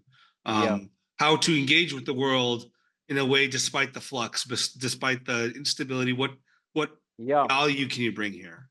And I I think think I think that's fair, and you have someone like Madhava saying, the Shastra operates on three levels. There's the Itihasa, there's yeah, the historic, and then there's the Yatnyaka, and then there is so there are pre-modern thinkers. right, They didn't have to deal with Darwinism or anything like that, but they're also taking that sort of they're not jettisoning the Itihasic. They're not saying it's false. no, I'm not But saying it's false either. Yeah, no, I'm not either. yeah, But that's not the only way of interacting with the Shastra.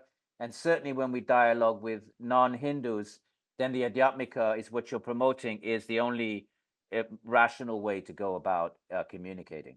yeah. I mean, so I mean, I sit here and sometimes like academia. Like one of my goals is eventually to get into academia at some point, at least on the Hindu stuff. Um, but it strikes me as that there's within the academia there's like you touched upon this. There's this very big Hindu whole, like where the conversations around Hinduism, but are usually built around caste or built around, um, uh, you know, some esoteric concepts. There's very few I find people like yourself, Nicholas Sutton, even Jeffrey Long, that try to engage with the tradition through the tradition, Yeah. and there's a lot much more critical perspectives that I don't find within, like, let's say if I look at, except for a few within the Christian world, like you might have someone like Bart Ehrman or Aaron Pagels, but you also have a Dominic Crossan. You have a whole people that look at the tradition internally.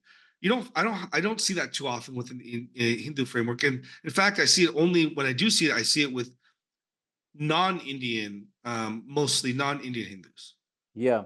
Do you have a sense of my why that could be? Well, I mean, I don't want to essentialize, but one, I mean, India has become very consumer oriented, and it's really its goals are now to be a big world player and develop its economy, and there's a lot of stress on on the kind of jobs and professions that are going to be conducive to material well-being. And the Indians that came, again, I don't want to essentialize, especially not so much in England, but the Indians that came here were all super successful. Right. The ones that they all got jobs in, the corporations and the engineers, and they were highly qualified, which means that before they came, they were very fixed on, on sort of professional goals. Right. So their kids then are sort of grow up in that kind of an ethos, and they're encouraged to be, engineers and these highly successful careers. So that I think has something to do with it. Mm-hmm. At least in America. But I agree with you, where, and then the real pundits, they come over, the Sri Vaishnavas, but they're very insular. They're very Right. sort of, they're in their Sri Vaishnava temples. I mean, you still have amazing scholars that come over, but they're not interacting. I mean, No. down the road here, just a 15-minute drive, we got the Swami Narayan. It's going to be the biggest temple outside of India. It's just amazing. Right. It makes the Taj Mahal look like a garden shed, but it's all very insulated. It's Right. primarily Gujaratis, so it's just going to take people like yourself, I think, who have a strong enough sense of connection to the tradition and see its richness, see that lack of that attention being directed to that richness, doing the needful, getting a PhD, and then getting out there and getting jobs, and then publishing and be part of the conversation, whether it's with philosophy or theologians. I mean, me and a few of my friends, that's our plan. But first it's take care of family.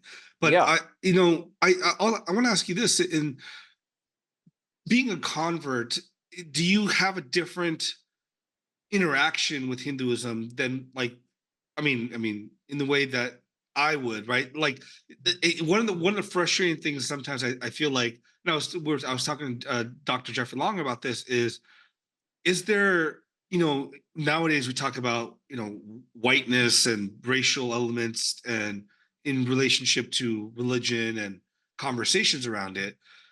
Is there any sense that you find your racial background to be a hindrance, or is it like a benefit in the Hindu spaces?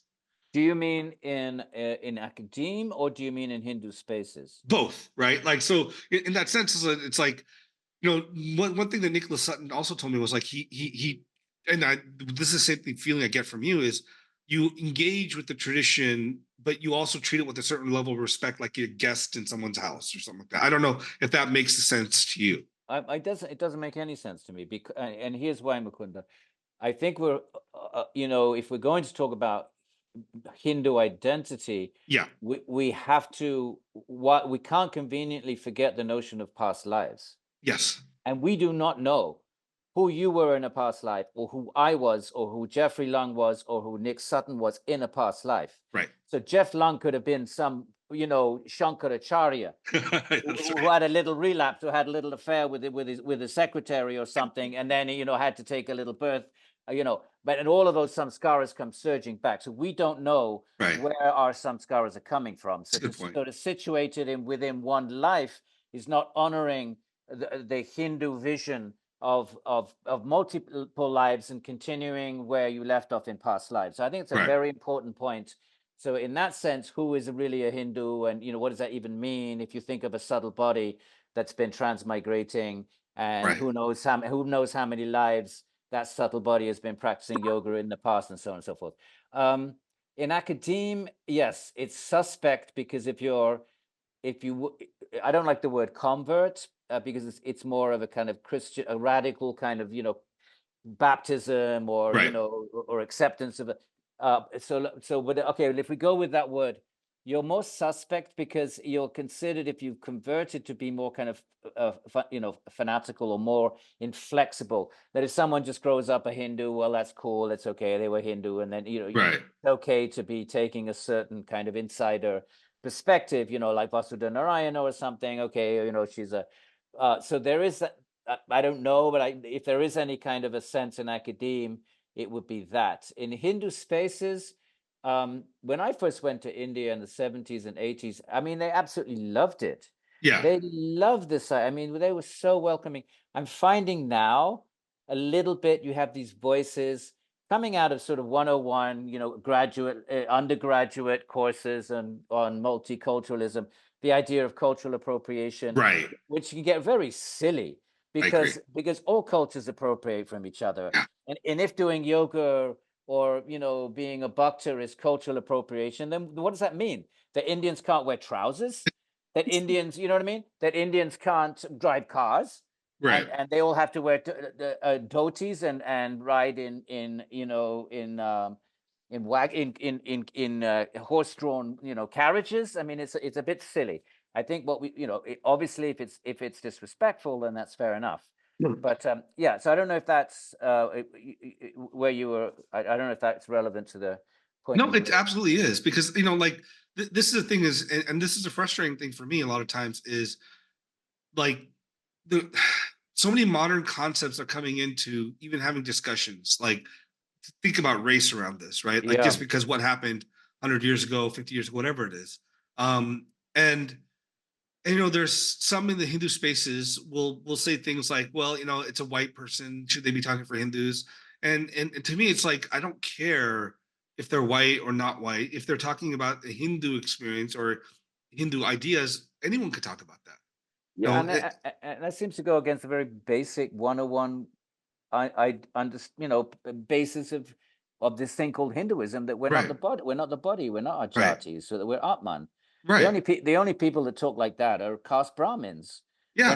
When it comes to the performance of Vedic rituals. Yeah. And then okay, now you have to be fine, but yoga and bhakti bypasses all of that. The Bhagavata Purāṇa says, Huns and the Chinas and the Yavanas and everybody are eligible for the highest destination. So that kind of talk is a type of reverse racism. I understand it. Right. You kind of ignore it, but it's easy to deconstruct that. Yeah. And another reason, if I may, Mukunda, I mean, the Hinduism that's in the West was inspired by the great Indian teachers. Right. They all had Western disciples: Shivananda, Vivekananda, Muktananda, Bhaktivedanta. So were they wrong? Are they racist? Are they, so in other words, to say white people shouldn't be speaking for Hinduism, well, then do people who say that, do they not accept the authority of these great gurus of the 60s that sent their disciples over precisely to make converts? So there's lots of ways of, I think, problematizing this kind of reverse racism, but it's understandable. And no, I don't I understand it. I find it's the same argument I make to a lot of people that become obsessed with the Hindu identity. I'm like, if you really believe in the Shastras and what the tradition is saying, is these identities need to go. Of course. Yeah, they need to go, because they're no different from the identities that we put on any other time.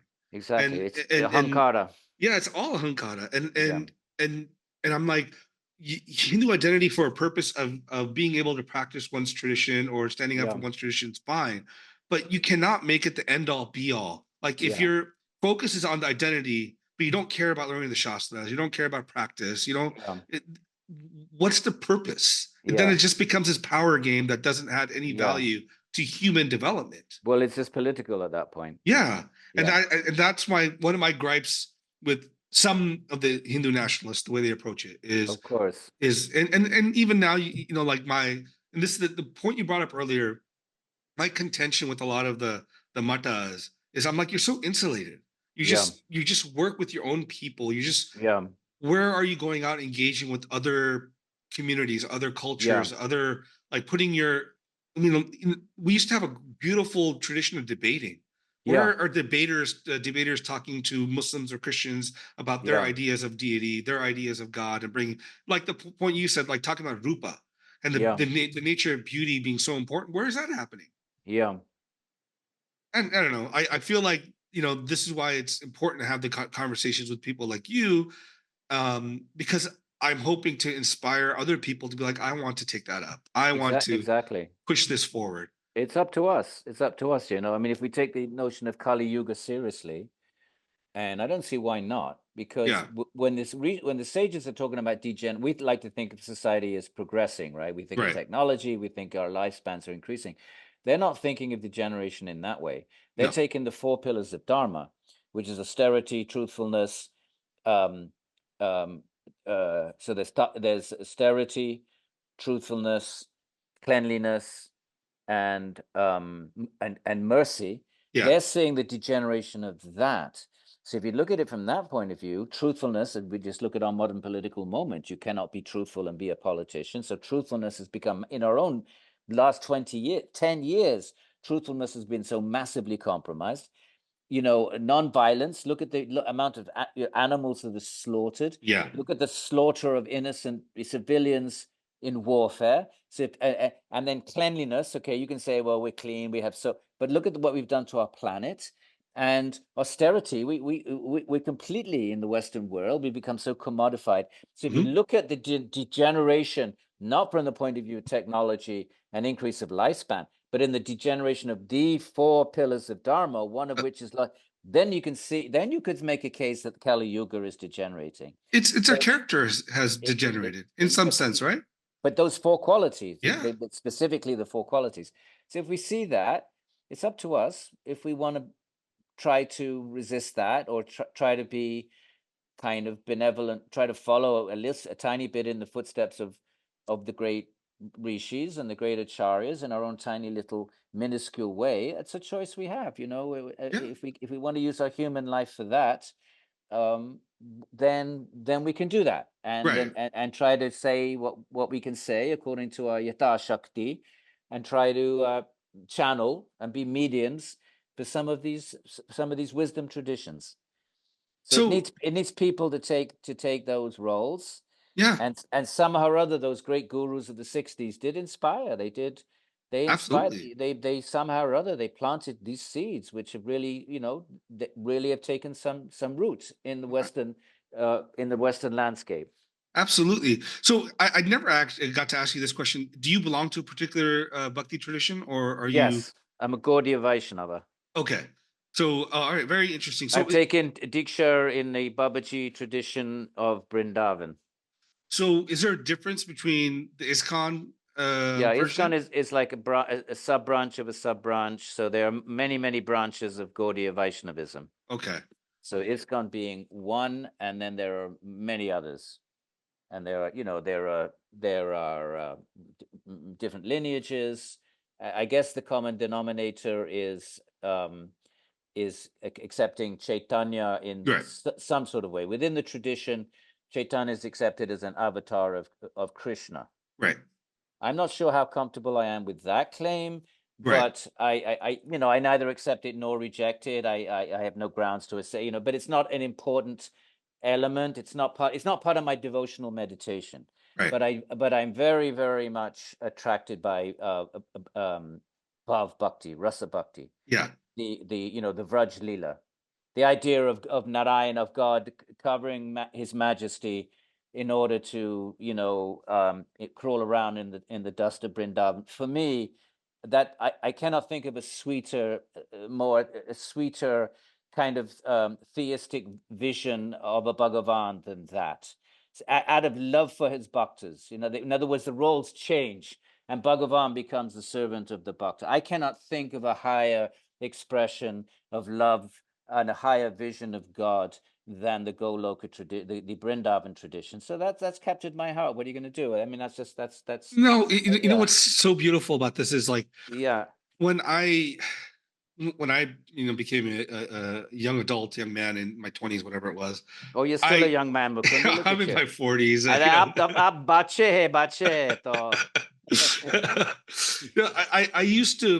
I used to not like baby Krishna. I did not like baby or childhood Krishna, because I really got into, like, first I got into the reading the Mahabharata, and then it was like, Mahabharata starts with Krishna in media res. He's middle of his life and go on, right? Like, and then so I've always viewed like Bhagavata Purāṇa, or even the Harivamsa, as just an add-on, whatever it was. Yeah. And there was a point, I think a few years ago, I had this experience. And I just started crying, and I understood that the understanding of that infinite, all-powerful, Yeah. perfect Narayana. Yeah. Narayana being becoming this child Yeah. and letting everybody treat him however they wanted. Yeah. Yeah. And Yeah. and I think the moment it clicked is when I really clicked for him when in the chapter 11 in Arjuna is saying, I sake, I called you Yeah. Yeah. friend, I Yeah. called, Yeah. Yeah. and then it blew me away. Like, how would I feel in that moment Yeah. if there's just this boy running around and I'm Yeah. treating him like whatever I'm treating him like, Yeah. but that's Yeah. the supreme being. Yeah. And what kind of God, I just hit Yeah. me, what kind of Yeah. God just, Does we that would out of think it's love, out of love. debases, we would say Yeah. Yeah. debasing, but he doesn't, it's not Yeah. even, it's Yeah. just out of infinite love. Yeah. He will let you command him, he will let you Yeah. hit him. And Yeah. I mean, wow, It's what a amazing. God. It's mind-boggling. Yeah. So that, and you said it right there. And bhakti is nothing other than, that's why it's not jnana. I mean, there's jnana underpinning it. There's rich Yeah, theologies, but the core of it is transrational. It's just your heart gets stolen yeah, by the lila, the guna rupa lila of Bhagavan, and it can just hit you. It yeah. can just It's hit you. like, even Yeah. now thinking about it, I'll get a little Yeah. teary-eyed because it's Yeah. overwhelming. But It's just this, that's Bhagavan though. That's not your mind. no, Your mind didn't attain that experience. Bhagavan manifests for that instant. yes, Dadami buddhi yogam tvam. All right. Krishna says in the Gita twice, right? Mataha smritir jnanam apohanam tam. I give it to you. So it was a kind of mini revelation. That yeah, was a mini revelation, you could even say it was a manifestation of Bhagavan in a sort of, like Bud Light. It was like a light manifestation in the mind. So that was a kind of almost a darshana. It was a vijnana moment. It was a eureka moment. yeah. And then I after that I found this beautiful song by Haridas. Right. It's called Iti Sukumare. And I Yeah. just remember, like, first time I heard, I couldn't stop bawling because it's just like, Yeah. yeah, that little boy dancing on Yeah. Kalinga, Yeah. that is that That's that supreme. Narayana. Yeah. Yeah, you're just, it's Yeah. overwhelming, right? It It is can, overwhelming. and I And remember thinking about this, like, parts of yeah. my life, I would be like, I want to, like, I can feel the pull Yeah. of just saying I want to go Yeah. that way and not Yeah. be Yeah. in some samsara. Yeah. But there's still, like, I like the journey. I like the finding of him. Yeah. That to me is, Okay. Well, at least you've had that, you have that samskara. So whether that pulls you in this life or another life, it's not going anywhere. yeah, Those samskaras have a shakti that is different from any other samskaras, yeah, mundane samskaras. So that shakti, that pull, if it doesn't finish pulling you in this life, will just spontaneously reemerge. The fact that it spontaneously emerged in this life may mean that it was planted in a previous life, but yeah, it's there to stay. It's called a bhakti lata beach, and it will keep growing and it will keep growing. yeah. So you've been blessed, and that's bhakti. That's the beginning of bhakti, Well, or the first maybe blessing, maybe it's the middle of bhakti. It's not for me to say at yeah. which point it is, but it's definitely bhakti. Well, the first blessing is my father and my mother. My Yeah. father was a huge, massive bhakta. Like, for Okay. him, everywhere is Krishna, right? Like, he was, Right. just, he was Kannadiga, but he also did everything in every tradition of Krishna, connected. For, Okay. yeah, so having him as my first guru, right, Yeah. and then pass on this, and I went through my atheistic phase and Of agnostic course. phase, but then there's a realization. I think it's just, Yeah. there's something else going on, something that Absolutely. I'm playing in. Yeah. And the beauty of God's Leela, it just becomes Yeah. more and more fascinating as I live. Exactly. And that's not jnana, because jnana, you could be a massive jnani and not be a theist. Yeah, I mean, Buddhists are massive jnanis. yeah, Madhyamikas are amazing intellectuals. So jnana does not. I mean, Ramanuja does take a position that jnana and bhakti have to go hand in hand. you're right. So he does have a pretty strong role for jnana, but the 16th century traditions, the role models of the gopis and You're right. the illiterate kind of, they are the highest bhaktas. So bhakti is a different thing, a completely different universe unto itself. It's actually grace. Yeah, utter It's all grace. grace. It's no, your learning, your jnana, your Vedanta, your Nyaya, or your yoga, chitta, vritti, nirodha, virtuosity, none of that. None of that is relevant. You can get your Atman that way. You can gain Swarupa Vastanam that way, but not Bhagavan. No. Bhagavan is pure grace, it's pure Samarpana, it's pure Pranidhana, and it's a different type of thing altogether. Yeah, it's man manabhava matbatto. Exactly, Right. exactly. Yes. So I mean, Yat karosi, yadashnashi, yat juhosi. There's no knowledge required for bhakti. yeah, it's something. I mean, like, I I don't know. It's it can be overwhelming in many. Sometimes it's like, I get afraid to do puja because I'm like, Yeah. it'll just overtake me. Over there, well, that's wonderful. Just let it do whatever. That's Bhagavan. That's Yeah. Bhagavan pulling you.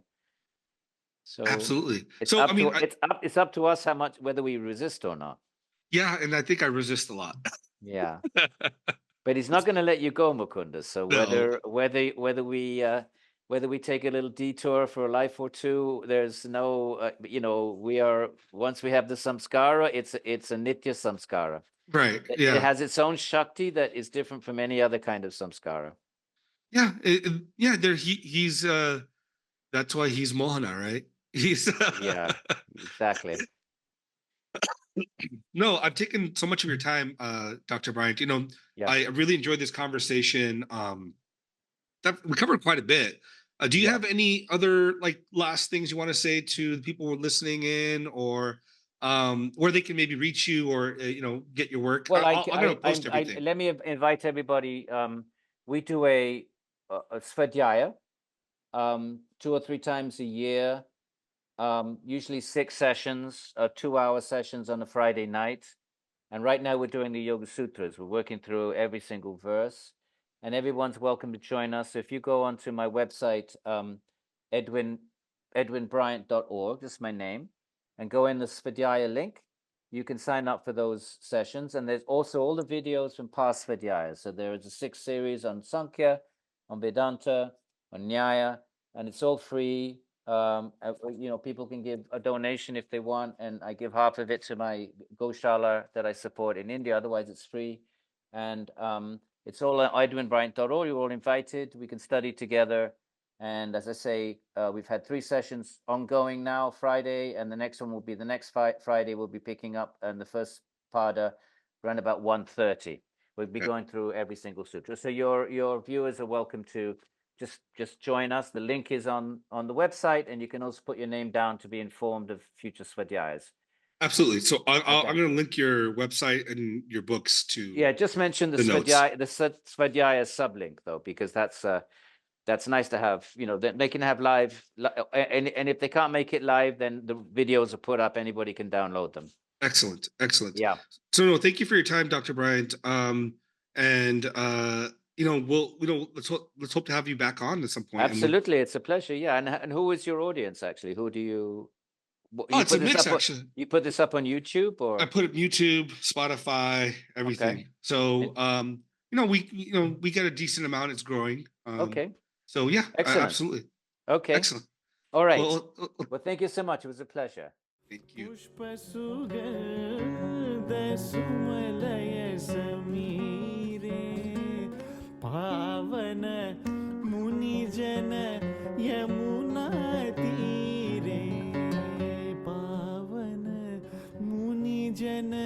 Yamuna तीरे गायती वनमाली गायती वनमाली मधुरं गायती वनमाली